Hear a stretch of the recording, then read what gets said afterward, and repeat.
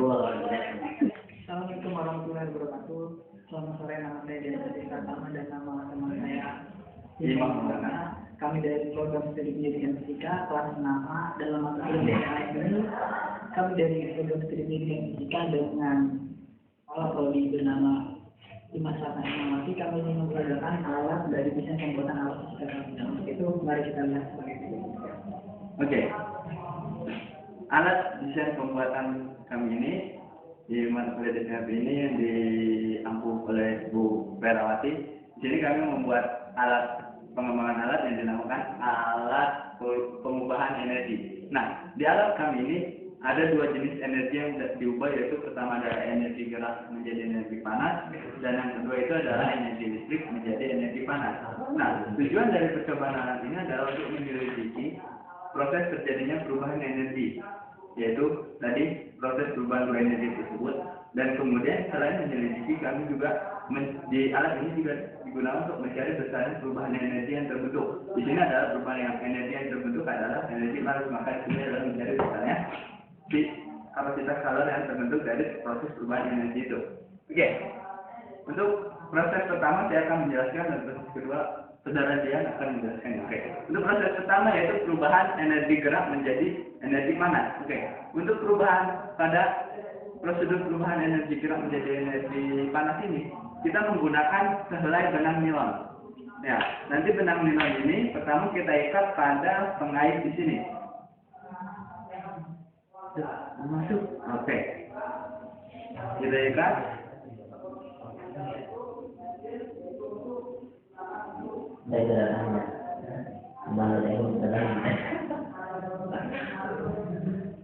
Oke, saya ikat di pengait. Kita gulungkan ke dalam logam ini. Oke, gulungkan ke logam ini. Cukup 2 gulungan saja, jangan terlalu berlebihan. Karena jika kita terlalu banyak gulungan, tegangan yang dihasilkan oleh benang ini akan semakin besar, sehingga ketika diputar dia akan lebih mudah putus. Oke, kemudian kita sangkutkan. Ke dalam. Kita gantungkan beban ini. Beban yang kami gunakan adalah beban dengan masanya 200 gram. Masa si beban ini adalah 200 gram. Ini 200 gram ya. Kenapa 200 gram? Agar tegangan yang dihasilkan dari benang ini lebih maksimal. Sehingga ketika kita gulung, ketika kita putar engsel di sini, dia benang ini tidak lagi menggulung, tidak lagi terjadinya gulungan. Tapi yang terjadi hanyalah gesekan antara benang dengan si logam ini. Dia nantinya menghasilkan dari gesekan tersebut terhasilkan yang namanya panas. Oke, kita potong. Oke. Kemudian kita ikatkan.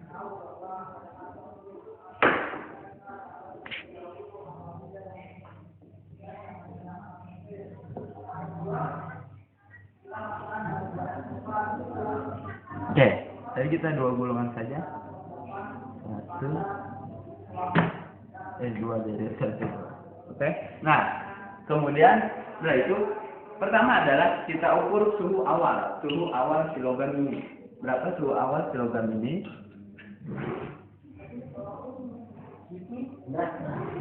Oke, kita dapatkan suhu awalnya adalah 28 derajat. Oke, 28 derajat. Oke, itu dengan 28 derajat. Kemudian pada saat prosedur pengerjaannya adalah diputar alat engsel ini, kita putar.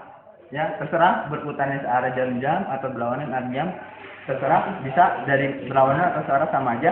Nah, permutaran ini menggunakan waktu ya. Misalnya dalam waktu 1 menit yang dihasilkan berapa putaran, kemudian setelah diputar misalnya kita berputar 1 menit. Nah, nanti setelah 1 menit, setelah 1 menit pemutaran ini terjadi berapa putaran? Misalnya 50 putaran. Kemudian diukur suhu akhirnya. Setelah pemutaran didapatkan suhunya berapa. Oke, itu adalah proses perubahan energi gerak menjadi energi panas. Nah, proses kedua yaitu perubahan energi gerak menjadi energi listrik menjadi energi panas. Ya, yang akan dijelaskan prosedurnya oleh Dian Sandi. Untuk perubahan energi kedua dari energi listrik ke energi panas, kita gunakan power coil sebagai sumber tegangan dari arus yang akan kita gunakan. Pertama-tama kita colokan terlebih dahulu power coil ini ke dalam terminal. Nah, setelah itu kita menggunakan pada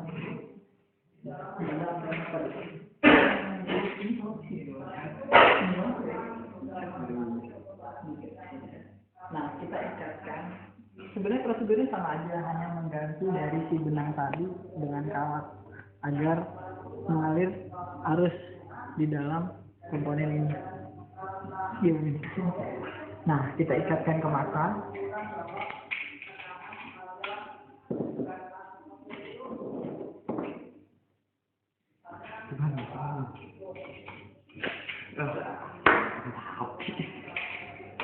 Ayo, itu masukin ini Om, ampermeternya Om. Nah, ampermeter angkanya seperti ini.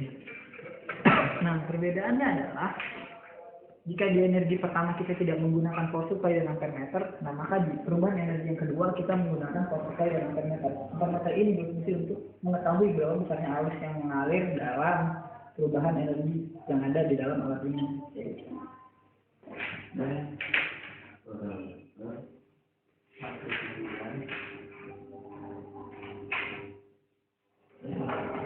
Kita nyalakan power supply-nya. Caranya berapa? Misal kita 9. 6. Oh iya 6 volt. Kita ukur dulu berapa besarnya suhu. Ukurnya kan? Suhu awal udah. Oh, suhu awal tadi 28. Nah, kita tunggu hingga 2 menit nih. Misal 1 menit ya, misal 1 menit. Nah, setelah 1 menit, kita ukur berapa besarnya suhu yang terjadi selama 1 menit tadi. Setelah itu, kita ukur juga berapa besarnya arus yang mengalir dalam power supply ini. Kayak gitu. Dalam alat ini.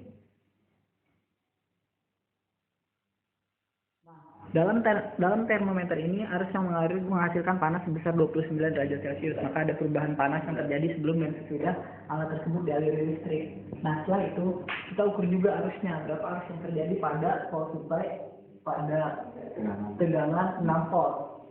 Di sini kita bisa lihat sekitar berapa ya? 7,5 sekitar 7,5 dari arus yang mengalir dari tegangan ini ke dalam energi ini. Nah, setelah itu kita masukkan ke dalam rumus. Begitulah kira-kira prosedur percobaan konservatif energi yang kedua dari energi listrik ke dalam energi panas.